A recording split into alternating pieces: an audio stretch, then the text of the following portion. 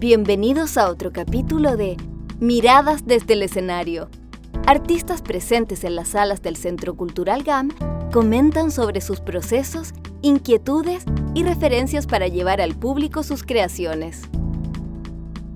En este capítulo revisaremos Edmundo, obra inspirada en la primera víctima de SIDA en Chile. La obra indaga en las huellas de una de las peores pandemias de los años 80.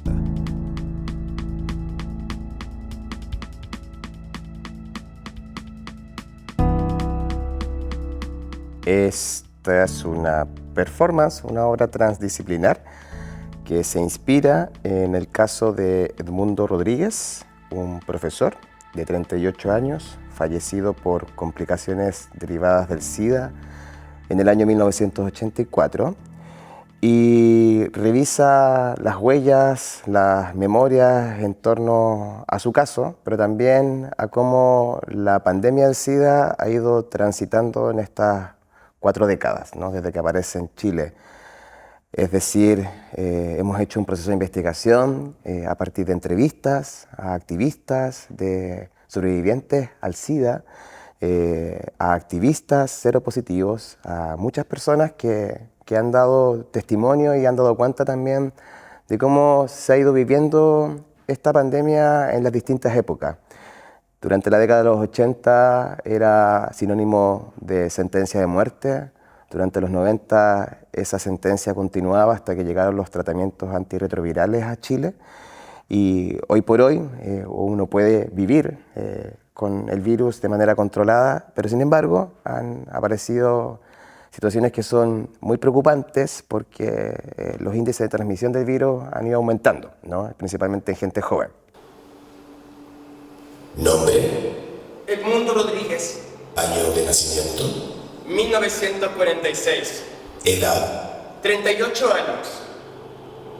Nacionalidad: Chileno. Estado civil: Soltero.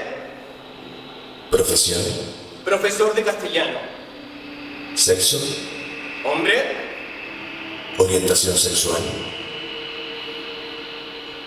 Orientación sexual: Orientación sexual. ¿Cómo recuerdo a quien no conocí y a quien solo conozco por su muerte?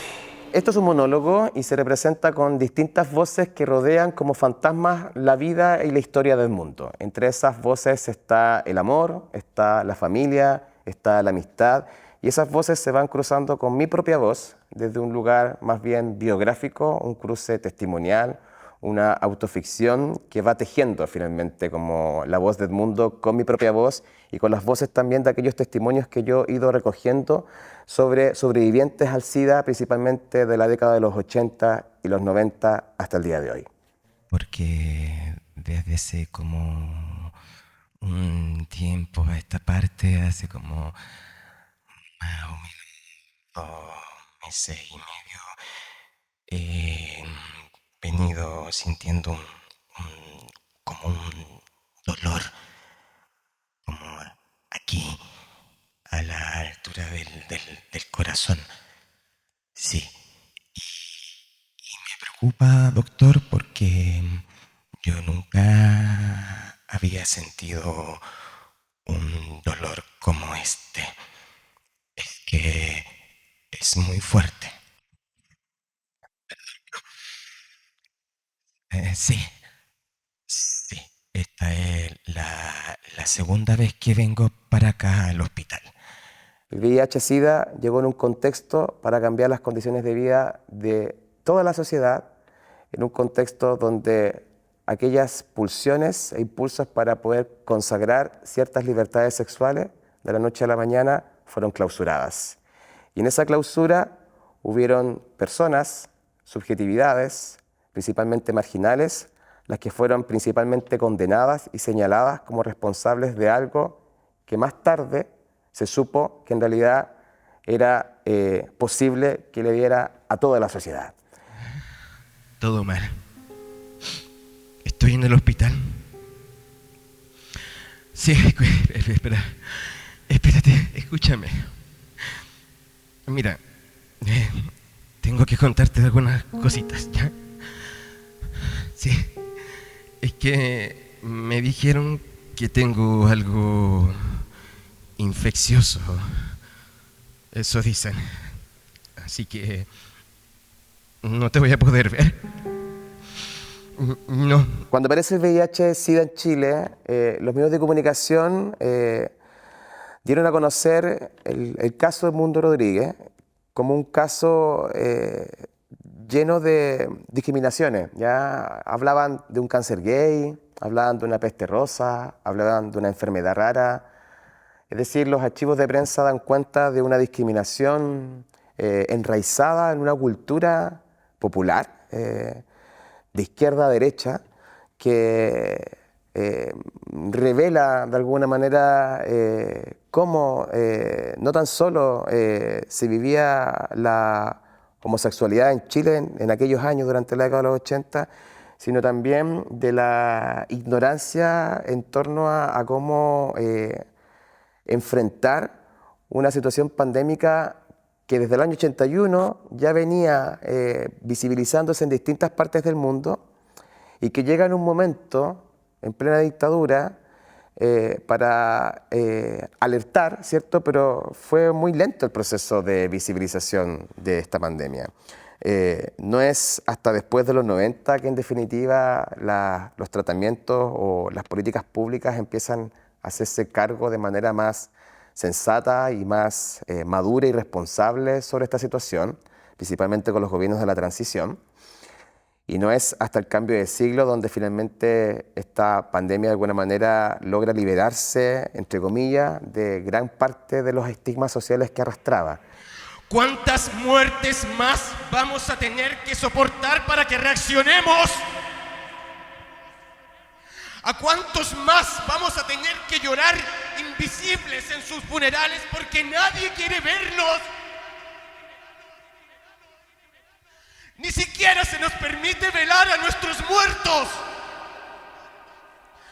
Y a todos ellos que nos andan diciendo escoria, inmorales, degenerados y que nos lo merecemos, les vamos a enrostrar con nuestros cuerpos en las calles que sin nosotros y sin nosotras, sus esposas, sus maridos, sus padres, madres y sus hijos también corren peligro.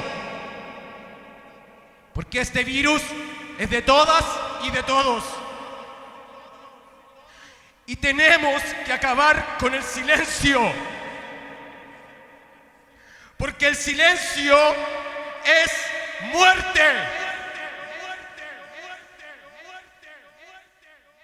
De eso se trata esta obra, de preguntarnos por esas memorias inconclusas, de esas memorias sexopolíticas inconclusas que han ido atravesando la historia de este país, y al mismo tiempo preguntarnos hoy por qué no hablamos de SIDA, por qué no hablamos de VIH, por qué el VIH-SIDA sigue siendo un estigma social, una condición para discriminar. En un país carente de educación sexual, esto podría ser evidente, ¿no? Pero al mismo tiempo, lo lamentable es que los índices de transmisión de un virus que podría ser controlado siguen creciendo.